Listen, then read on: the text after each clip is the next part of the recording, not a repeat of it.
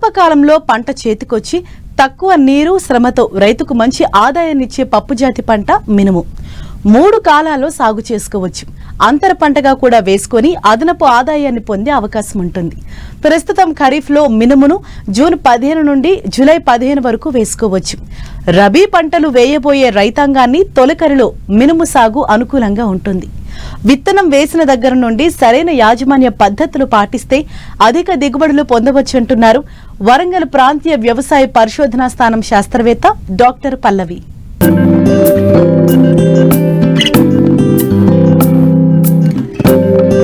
తెలుగు రాష్ట్రాల్లో మినుమును అధిక విస్తీర్ణంలో సాగు చేస్తున్నారు. ఈ పంటను 3 కాలాల్లో సాగు చేసుకునే అవకాశం ఉంది. ఆంధ్రప్రదేశ్లో 12.5 లక్షల ఎకరాల్లోనూ, తెలంగాణలో 3,75,000 ఎకరాల్లో సాగవుతుంది. ప్రస్తుతం ఖరీఫ్లో జూన్ 15 నుండి జూలై 15 వరకు మినుము విత్తేందుకు అనువైన సమయం. మురుగునీరు లేని నేలలు, చౌడు నేలలు తప్ప తేమను పట్టి ఉంచే అన్ని రకాల భూముల్లో సాగు చేయవచ్చు. ఎకరాకు 6 నుండి 8 కిలోల విత్తనం సరిపోతుంది. అయితే విత్తనం ఎంపిక దగ్గర నుండి పంట కోత దశ వరకు సమగ్ర యాజమాన్య పద్ధతులు పాటిస్తే మంచి దిగుబడులను తీయవచ్చంటున్నారు వరంగల్ ప్రాంతీయ వ్యవసాయ పరిశోధనా స్థానం శాస్త్రవేత్త డాక్టర్ పల్లవి.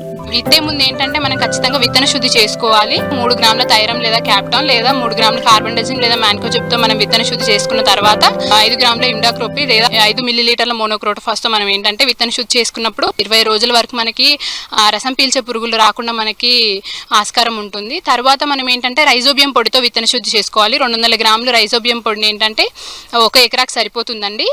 మనకి 6 నుంచి 8 కిలోలు ఏదైతే చెప్పానో 1 ఎకరాకి ఆ విత్తనానికి మనం ఈ రైజోబియం పొడితోని విత్తన శుద్ధి చేసుకోవాలి. ఈ విత్తన శుద్ధి చేసుకున్న తర్వాత మనం ఏంటంటే ఈ ఫాస్ఫరస్ సాల్బలైజింగ్ బ్యాక్టీరియా అని కూడా దొరుకుతుందండి. మనకి 2 కేజీలు మనకి ఫాస్ఫరస్ సాల్బలైజింగ్ బ్యాక్టీరియా ఒక 200 కేజీలు ఎరువులో కలిపేసుకొని మనము చివరి దుక్కిలో మనం ఇలా చల్లుకున్నట్లయితే ఏదైతే మనకి భాస్వరం ఏదైతే ఉందో మనకి అందుబాటులో లేనటువంటి భాస్వరాన్ని ఈ బ్యాక్టీరియా ఏం చేస్తుందంటే మనకి అందుబాటులోకి తీసుకొచ్చి మనకి మొక్కకి అందించడం అనేది జరుగుతుంది. పప్పుధాన్య పంటలు కాబట్టి మనకి విత్తన శుద్ధి చేసుకోవడం వల్ల అధిక దిగుబడులు పొందడానికి ఆస్కారం ఉంటుంది. విత్తనాలను కల్టివేటర్ తో కానీ గొర్రుతో కానీ విత్తుకుంటే మొక్కల సాంద్రత అధికంగా ఉండి మంచి దిగుబడి వచ్చే అవకాశాలు ఉంటాయి. సమగ్ర ఎరువుల యాజమాన్యంతో పాటు సకాలంలో కలుపును నివారించాలి. 1 ఎకరాకు 2 టన్నుల పశువుల ఎరువు లేదా 20 కేజీలు యూరియాతో పాటు ఒక 125 కేజీలు సింగిల్ సూపర్ ఫాస్ఫేట్ అనమాట 1 ఎకరాకి. అవి లేనప్పుడు లేదంటే ఒక అరబస్తా డిఏపి మనం ఏంటంటే చివరి సాల్లో కానీ లేదా మొలిచిన తర్వాత కానీ మనం ఏంటంటే వేసుకుంటే మనకి అధిక దిగుబడికి ఆస్కారం ఉంటుందన్నమాట మినుము పంటలో. అదే కలుపు చూసుకున్నట్లయితే మనకి మినుము పంటలు ఏంటంటే ఒక 25 రోజుల వరకు మనం కలుపు కీలక దశ అనమాట.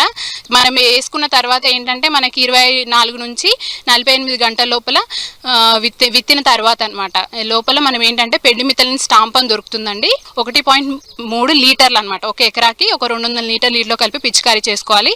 మనం ఏంటంటే ఇది పిచికారీ చేసుకునేటప్పుడు మొలకెత్తే ముందు ఏంటంటే అది భూమి మొత్తం తడిచేలాగా పిచికారీ చేసుకోవాలండి.